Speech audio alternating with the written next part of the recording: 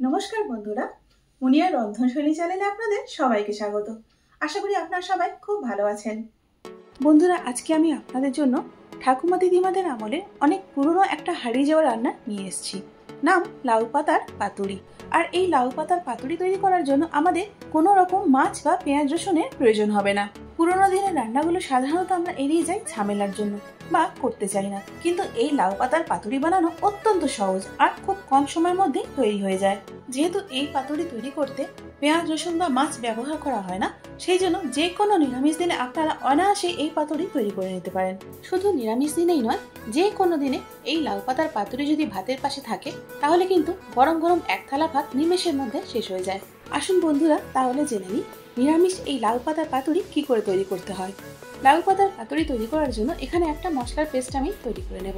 সেই জন্য নিয়েছি 1/4 কাপ নারকেল, 3টে কাঁচা লঙ্কা, 2 টেবিল চামচ সাদা সর্ষে অথবা হলুদ সর্ষে, 1 টেবিল চামচ পোস্তটা এখানে একটু কম লাগবে, আর নিয়েছি 2 টেবিল চামচ কালো সর্ষে। এই সবগুলো একসঙ্গে আমি পেস্ট করে নেব। তো দেখুন বন্ধুরা, এখানে আমার মশলার পেস্টটা তৈরি হয়ে গেছে। আর এটা একটু এরকম ঘন ঘন হবে, খুব পাতলা কিন্তু এটা করা যাবে না। এটা করতে আমার 1/2 কাপ জল লেগেছে। পেস্টটা আমি একটা মিক্সিং বোলের মধ্যে নিয়ে নিয়েছি। এখন এর মধ্যে দিয়ে দিচ্ছি 1 টেবিল চামচ সরষের তেল। নাও টাইম টু মিক্স। এখন নুনটা দিয়ে দিচ্ছি স্বাদ মতো। আবারও একবার নুনটা খুব ভালো করে মিশ্রণের সঙ্গে মিশিয়ে নেব। এখন এই মশলার পেস্টটা আমি সাইডে সরিয়ে রাখবো। এখন মিক্সিং বোলের মধ্যে আমি দিয়ে দিচ্ছি 1/2 কাপ বেসন। বেসনের সঙ্গে এখানে দিয়ে দিচ্ছি 3 টেবিল চামচ চাল গুঁড়ি। যেহেতু বেসন দিয়েছি সেই জন্য এখানে দিয়ে দিচ্ছি 1/4 চা চামচ হিং।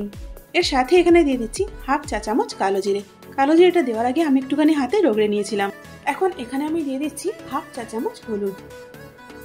হলুদের পর ব্যাটারের জন্য আমি স্বাদ মতো নুন দিয়ে দিলাম। এখন শুকনো উপকরণগুলো খুব ভালো করে একবার মিশিয়ে নেব। এখন অল্প অল্প করে জল দিয়ে ব্যাটারটা তৈরি করে নেব।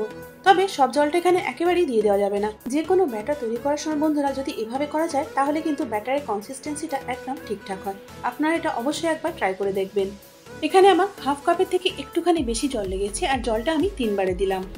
দেখুন বন্ধুরা, ব্যাটারের কনসিস্টেন্সিটা কিন্তু খুব পাতলা নয়, ঠিক এরকম হতে হবে। এখন ব্যাটারটা আমি আলাদা করে সরিয়ে রাখবো।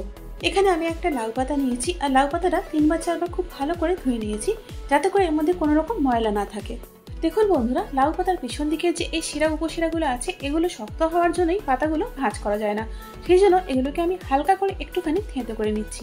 এই কাজটা কিন্তু খুব হালকা করে করতে হবে। যদি খুব জোরে বা প্রেসার দিয়ে করা হয় তাহলে পাতাগুলো কিন্তু কেটে যাবে। বন্ধুরা, এটা যে কেবল লাউ পাতা দিয়ে তৈরি করতে হবে এরকম কোনো কথা নেই। আপনারা এটা কুমড়ো পাতা অথবা চাল কুমড়ো পাতা দিয়েও তৈরি করতে পারেন।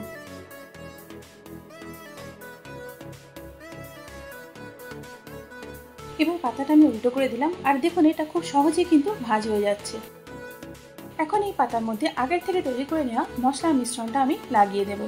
এই মিশ্রণটা এমনভাবে পাতার মধ্যে লাগাতে হবে যাতে করে পাতার বেশিরভাগ অংশটাই কভার হয়ে যায়। বন্ধুরা, আপনারা এটা নিশ্চয়ই খেয়াল করছেন যে মিশ্রণটা আমি পাতার একেবারে ধার থেকে না লাগিয়ে একটু দূর থেকে লাগাচ্ছি, যাতে করে পরে আমাদের পাতাটা মুড়তে সুবিধা হয়। যেহেতু পাতাটা বড় সেই জন্য মিশ্রণটা একটু এখানে বেশি লাগছে। এখন একটা সাইড থেকে ধরে হালকা করে আমি মুড়ে দিচ্ছি। এইভাবেই পুরো পাতাটা আমি মুড়ে দেব। বন্ধুরা, যে ধরনের পাতুরি খেতে আমরা অভ্যস্ত, এটার স্বাদ কিন্তু তার থেকে একেবারে আলাদা। দেখুন বন্ধুরা, এখানে মশলা মাখানো লাউ পাতাটা মুড়িয়ে নিয়ে প্রথম পাতুরিটা ভাজার জন্য তৈরি হয়ে গেছে। চলুন এবার দ্বিতীয়টাও করে নিই। আগের থেকে পিছনের শিরাগুলো আমি একটুখানি থেঁতো করে নিয়েছি। এবার মশলাটা মাখিয়ে দেব।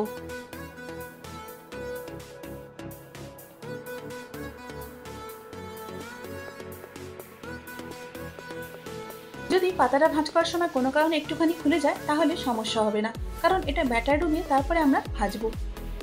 দেখুন বন্ধুরা, এখানে দ্বিতীয় পাতুরিটাও তৈরি হয়ে গেছে। এখানে পাতুরিগুলো ভেজে নেওয়ার জন্য আগের থেকে তেল আমি গরম করতে রেখে দিয়েছিলাম। এখন ব্যাটারের মধ্যে পাতুরিগুলোকে ডুবিয়ে নিয়ে একে একে আমি ভেজে নেব।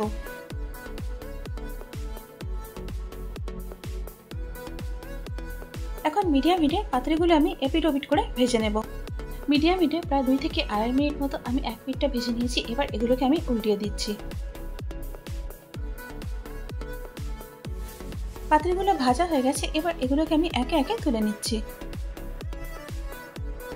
দেখুন বন্ধুরা, এখানে কিন্তু আমাদের মুচমুচে আর গরম গরম পাতুরি একেবারে তৈরি। গরম ভাতের সঙ্গে খেতে এটা দারুণ লাগে। বন্ধুরা, একই রকম লাউ শাক না করে এবার ট্রাই করুন লাউ শাকের নতুন এই ধরনের পাতুরি। আর কেমন লাগলো আমাকে কমেন্টস করে জানান। যদি নতুন নতুন খাবার খেতে পছন্দ করেন, আশা করছি এই রেসিপিটা আপনাদের অবশ্যই ভালো লাগবে।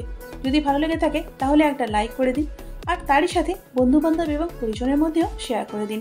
আর এরকমই সহজ ও নিত্য নতুন রেসিপির জন্য আমার চ্যানেলটাকে সাবস্ক্রাইব করে আমার পাশে থাকুন, আর তার সাথে বেল আইকনটা অবশ্যই প্রেস করে দিন, যাতে করে আমার পরবর্তী ভিডিও নোটিফিকেশনটা সবার আগে আপনি পেয়ে যান। এতক্ষণ সঙ্গে থাকার জন্য অনেক ধন্যবাদ।